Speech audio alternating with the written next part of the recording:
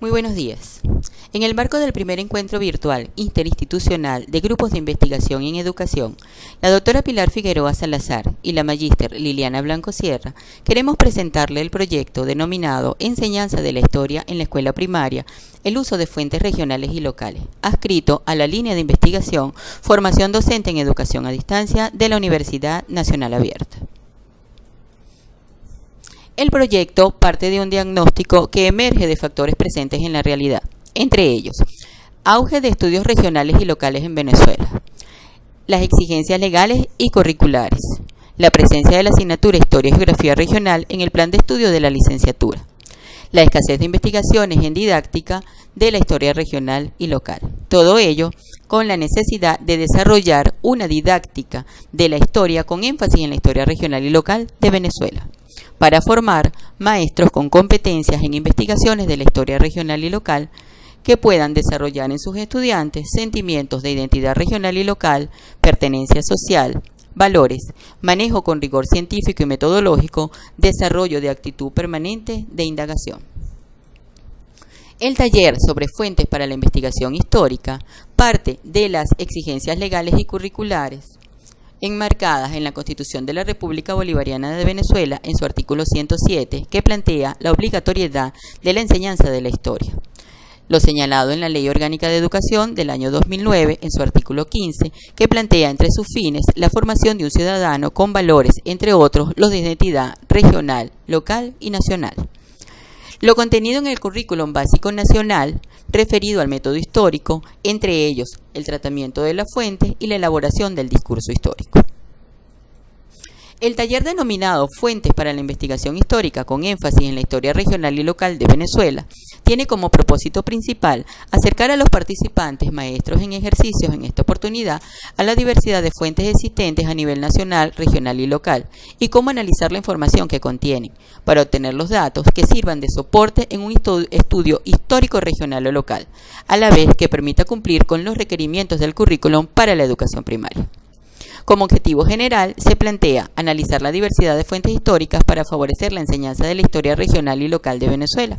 Y entre sus objetivos específicos, clasificar las fuentes de información histórica por su origen y sus formas de expresión, destacar la importancia de las fuentes históricas por su originalidad y el grado de información que proporcionan, comprender el valor de la crítica histórica para el análisis de los procesos históricos y analizar fuentes históricas como metodología para la enseñanza de la historia regional y local. Los puntos abordados en el taller fueron los siguientes: definición de las fuentes históricas por diferentes autores, la clasificación de fuentes de información histórica, el análisis de las fuentes históricas, la crítica histórica, la crítica externa y crítica interna, las fuentes específicas para la historia regional y local y los repositorios de fuentes con algunas de sus limitaciones. En esta oportunidad contamos con la participación de maestros y maestras adscritos a las siguientes escuelas del municipio Libertador del Distrito Capital. Señalamos la Unidad Educativa Distrital José Antonio Anzoátegui, la Unidad Educativa Nacional Bolivariana Armando Zuluaga Blanco, la Unidad Educativa Nacional Experimental Venezuela, la Unidad Educativa Fe y Alegría Las Mayas, la Unidad Educativa Nacional Concentrada Zulia, la Escuela Básica Nacional Bolivariana Cecilio Acosta, la Unidad Educativa Privada Parroquial San Bernardino.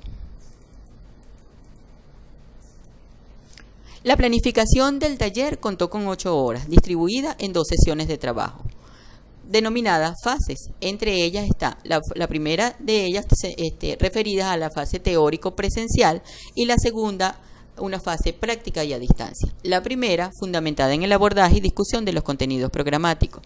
La segunda, para la elaboración de una propuesta didáctica por cada institución escolar participante surgida de las motivaciones, intereses y necesidades de la enseñanza. Seguidamente queremos mostrarles los resultados del taller en su primera fase, es decir, la teórico-presencial, donde nos interesó conocer la opinión de los docentes en relación a algunos aspectos referidos a el objetivo del taller, los contenidos, las estrategias metodológicas, los recursos utilizados, el desempeño de la facilitadora y el manejo del tiempo.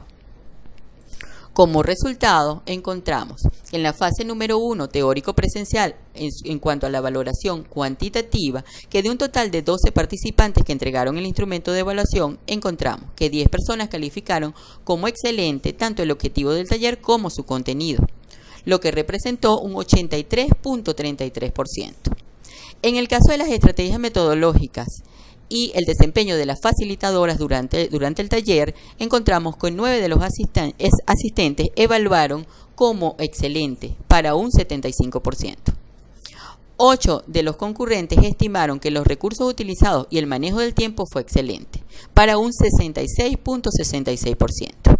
Si sumamos los resultados calificados como excelentes más lo que se estiman como buenos, se aprecia un resultado altamente positivo del taller.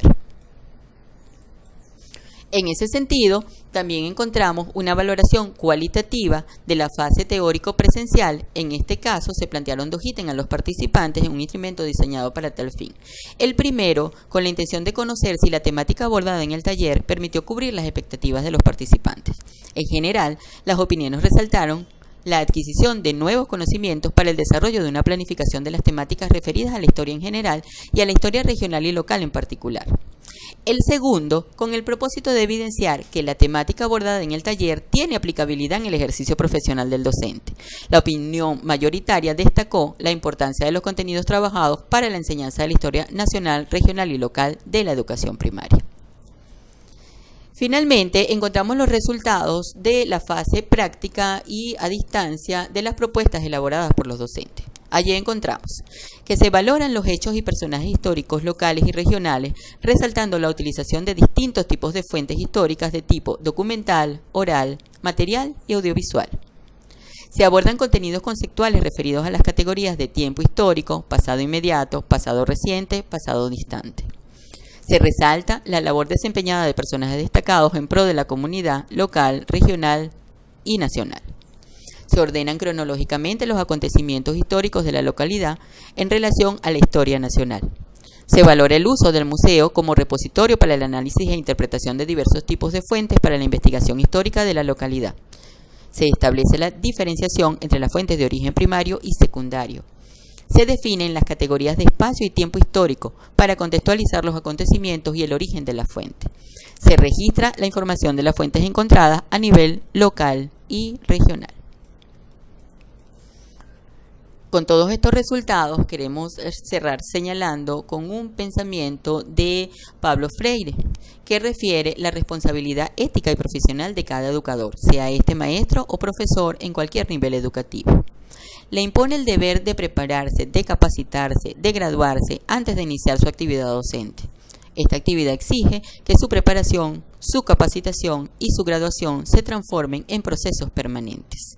En este sentido, quedamos muy satisfechos con lo que ha sido el trabajo desempeñado en el proyecto y en el taller en particular, y por supuesto vemos mucha proyección en este sentido. Por los momentos, muchas gracias por su atención.